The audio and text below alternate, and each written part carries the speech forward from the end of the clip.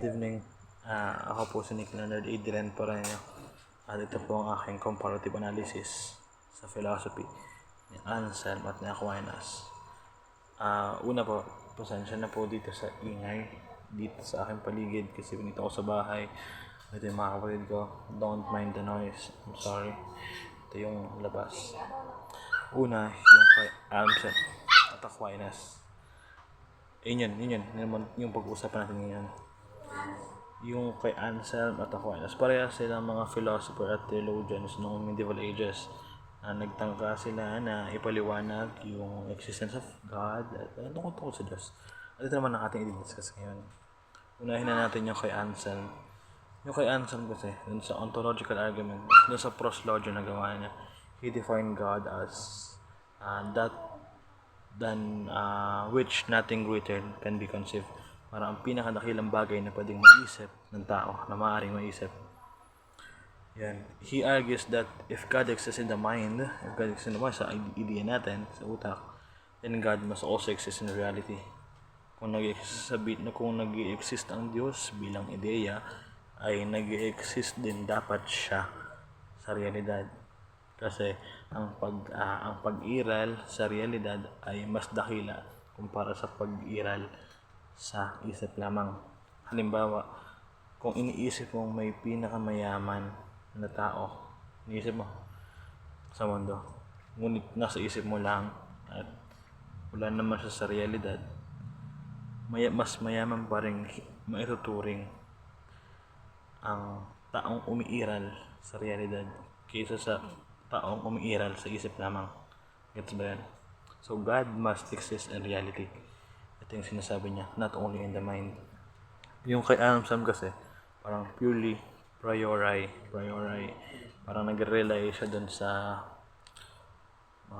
reasoning and logical side na necessity rather dun sa empirical o yung mga ma-observe na mga bagay. Ito naman yung i-discuss natin yung kay Aquinas. Parang itong si Anselm ay self-evident through meaning, definition, ganun. Tapos, dito naman sa dito naman kay Aquinas, meron siyang 5 ways. Parang proof of existence ng God. 5 ways yan. Dito makikita natin yun dun sa may Summa Theologiae. Ngayon naman ay parang lahat yan ay based dun sa mga ebidensya na ma-observe natin sa mundo. Tapos natin dun magkakaroon ng reasoning. Una yung motion, yung unmoved mover, ayun yung first cause.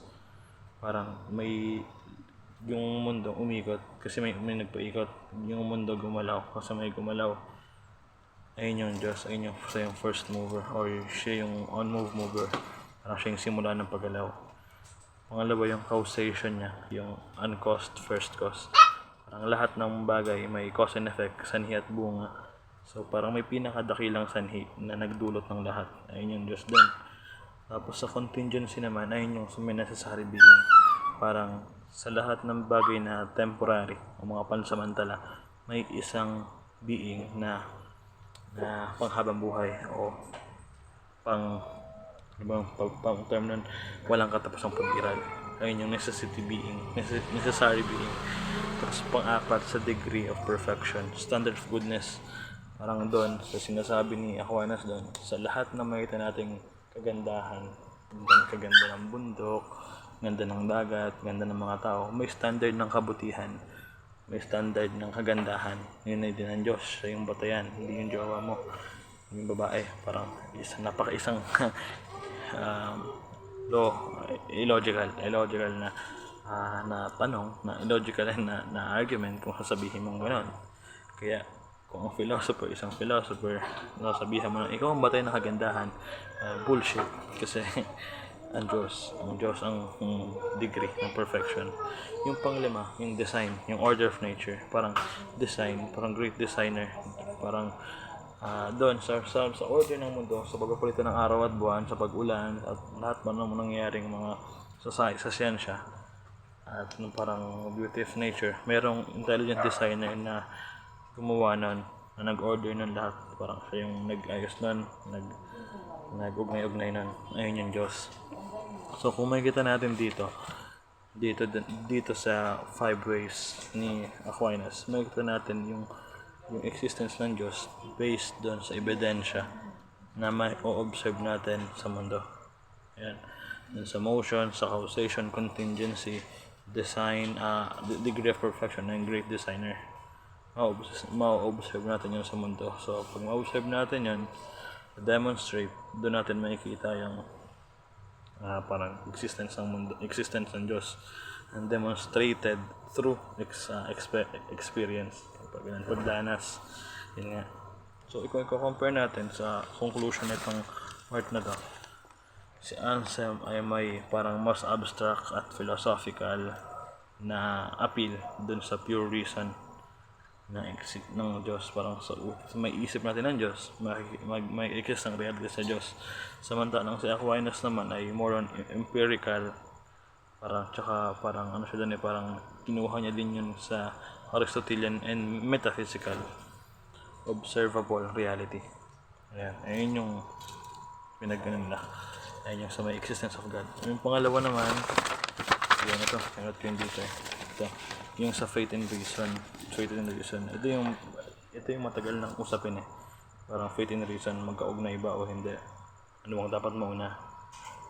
Reason ba o faith? Yan, ito. Kay Anselm, parang pinaninindigan niya yung paniniwala niya na yung Diyos ay fundamental.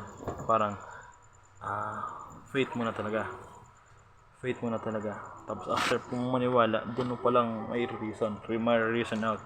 Parang maniwala ka muna, tapos yung reason naman yung magpapalalim ng paniniwala na yun, ng pananampalataya na yun. So sabi niya, I believe so that I may understand. Parang maniwala ka muna bago mo siya may maintindihan, bago mo siya may reason, bago mo siya may paliwanag. Parang faith muna bago reason o bago yung pangunawa. Dito, ang sa kanya, parang he does not prove God existence dun sa mga hindi naniniwala. Wala siyang pake dun. But kinaklarify niya lang, mas pinapalinaw niya yung Diyos dun sa mga naniniwala na. Kaya kung magsisimula kang maniwala sa Diyos, sinasabi ko sa'yo, huwag mo na kay Anselm kasi wala itong pake sa'yo. Parang mas dun siya nag-focus sa mga naniniwala na. Yun. Tapos dito naman, kay Aquinas naman, sa faith and reason niya, naniniwala si Aquinas na yung faith and reason ay complementary. Hindi yun pinag-iwalay. Parang andun yung harmony ng faith at reason. Parang naniniwala siya na may natural reason. Na he believes that natural reason can lead to the truth about God. Yun. Parang yung mga natural na pagrarason, mga pag-iisip ay mag-lead dun sa mga evident na cause, evident proof ng Diyos. Pero but divine revelation is necessary for full theological understanding. Kaya hindi mo siya mapaghihiwalay kasi after ng natural reason, gawa nga ng yung mind natin ay hindi naman, parang may hangganan lang, parang limitado. So kailangan pa din ng faith.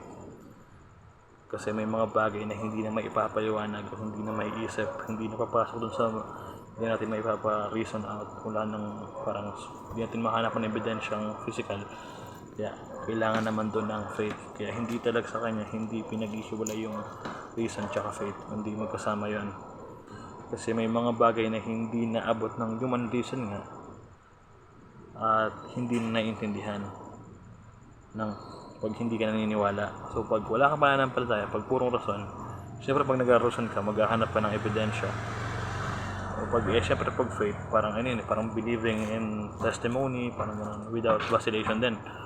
Parang kahit walang ebidensya, maniniwala ka. Kaya para kay Aquinas, magkasama yun.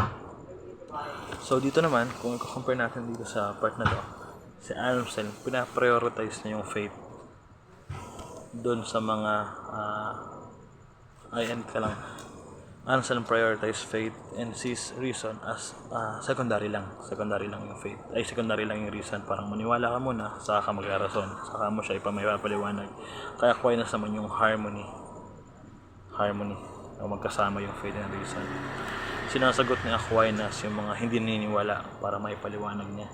Samantalang si Anselm naman wala siyang pake dun sa mga hindi paniniwala, kundi mas nililinaw niya lang yon sa mga mas naniniwala na para mas maklarify lang. So to sum up, yung comparative comparative analysis, yun.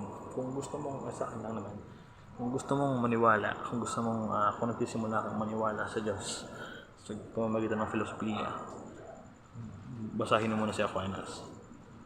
Kasi doon ipapaliwanag niya sa iyo yung existence ng Diyos doon sa mga experience, observation. Kasi parang ayun, parang ano siya, accommodating siya para sa mga hindi paniniwala sa Diyos. Samantalang si Anselm ay parang mas pinapalalim niya na lang yung naniniwala na sa Diyos.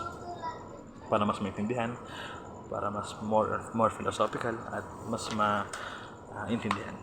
Yan.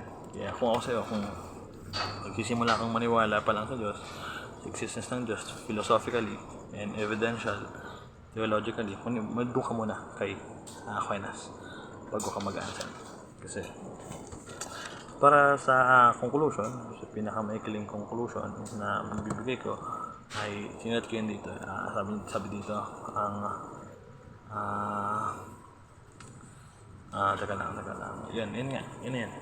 Parang ina-accommodate ni Anselm yung mga naniniwala na at pinapalalim niya na lang ito.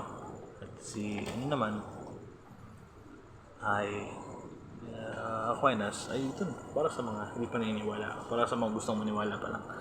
Ayan. So nakita natin yung comparison nila. Thank you.